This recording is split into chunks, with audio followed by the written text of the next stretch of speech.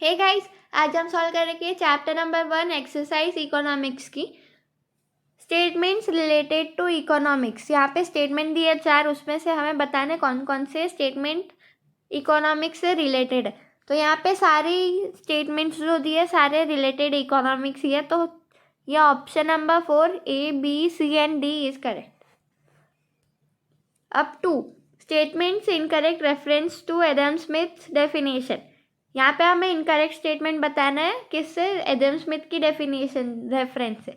तो इसका option option number 1 D, ये डी वाला जो ऑप्शन है ना, इकोनॉमिक स्टडीज कॉमन मैन, ये इनकरेक्ट है।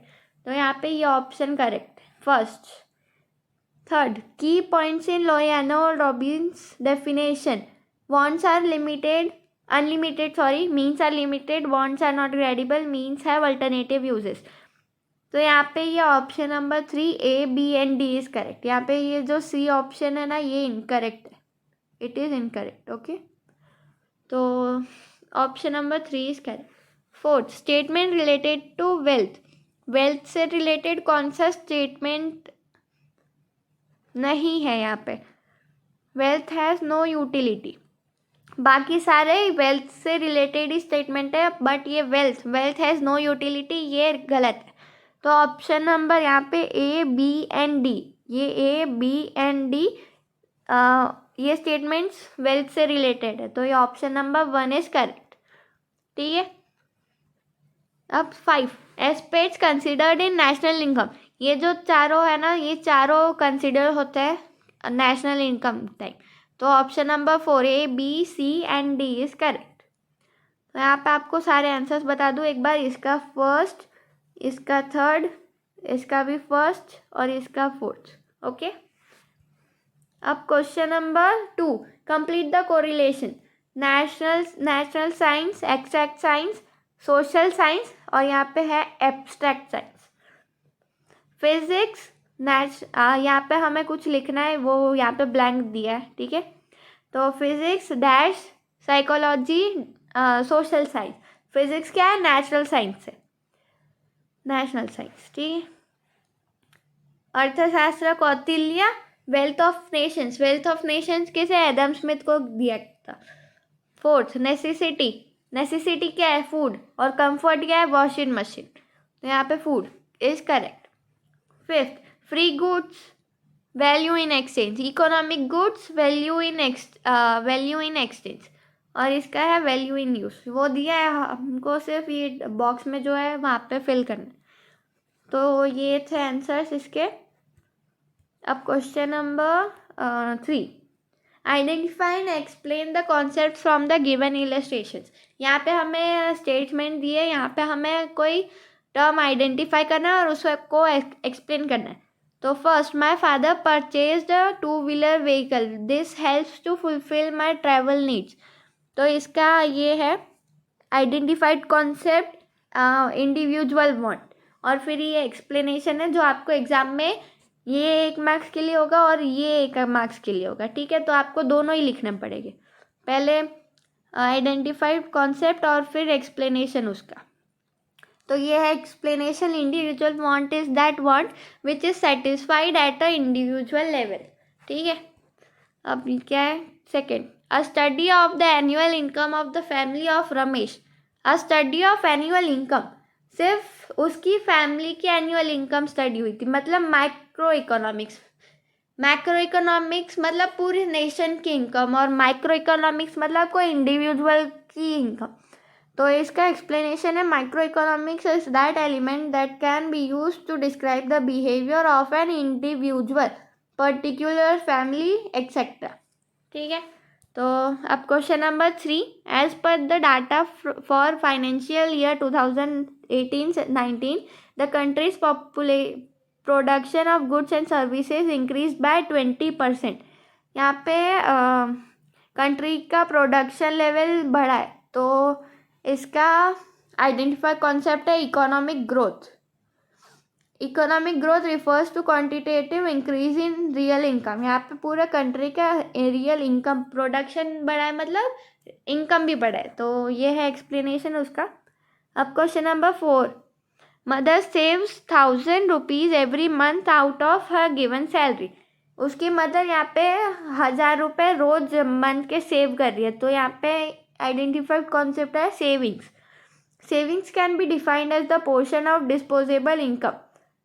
जो इनकम में से थोड़े से पोर्शन में हम पैसे निकाल लेते हैं वही सेविंग्स होती है।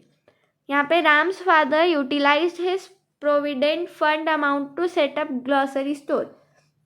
यहाँ पे उसने अपने स्टोर के लिए इन्वेस्ट किया, मतलब आइडेंटिफाइड कॉन्सेप्ट है investment. Investment refers to creation of capital assets through mobilisation of savings. तो आप ये लिख लेना मस्त, ये 2-2 मार्क्स के लिए आएगा एक एक स्टेटमेंट। यहाँ पे आपको एक आइडेंटिफाइड कॉन्सेप्ट लिखना है और फिर उसका एक्सप्लेनेशन लिखना है 1-2 लाइन में बस। ये बहुत ईजी है, आप पक्का करके जाना, एग्जाम में आता ही आता है। अब question number 4, explain the features of wealth. Features क्या है वेल्थ के, ये आपके बुक में दिए है। ये यूटिलिटी, स्केर्सिटी, ट्रांसफरेबिलिटी, एक्सटर्नलिटी, ये आप लिख लेना, आपकी नोटबुक बुक में भी है वैसे तो। और अब question number 2, explain the characteristics of human wants.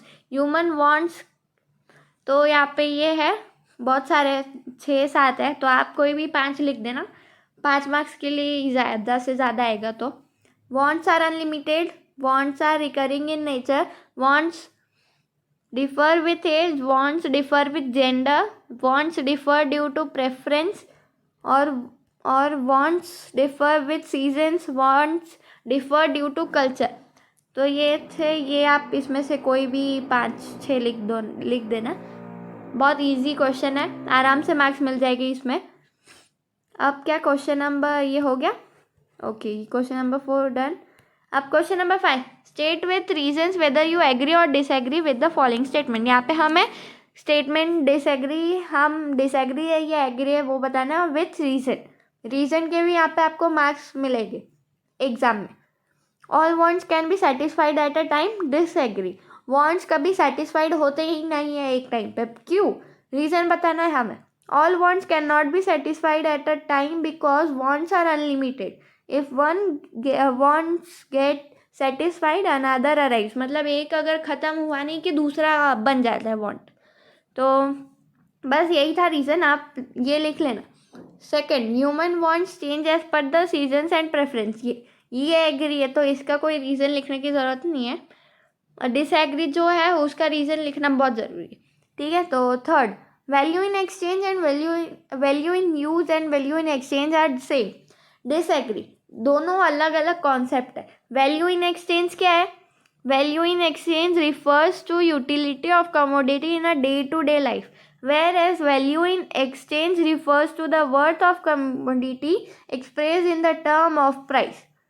तो ये है दोनों का डिफरेंस, ये बहुत इंपॉर्टेंट है, ये पक्का आता ही आता है, state whether agree or disagree. और question number 6, explain in details, ये क्वेश्चन तो पक्का पक्का पक्का ही आएगा, आप इसको लिख के लर्न कर लेना, ये अब पक्का आएगा आपको। Explain the basic concepts of micro economics, तो ये आपकी बुक में दिया है basic concept of micro economics. पहला है नेशनल इनकम, फिर है सेविंग्स, इन्वेस्टमेंट, फिर कौन सा है trade cycles, economic growth, economic development, ये थे कौन से basic concepts of micro economics. आपके बुक में दिए, अगर नहीं दिए होंगे तो आप यहाँ से लिख लो, PDF में दे दूँगी डिस्क्रिप्शन में, या तो आप यहाँ से ही लिख लो सीधा, मैं यहाँ पे पॉज करके लिख लेना फटाफट अगर आपके पास बुक नहीं है तो। सेविंग्स और फिर इन्वेस्टमेंट,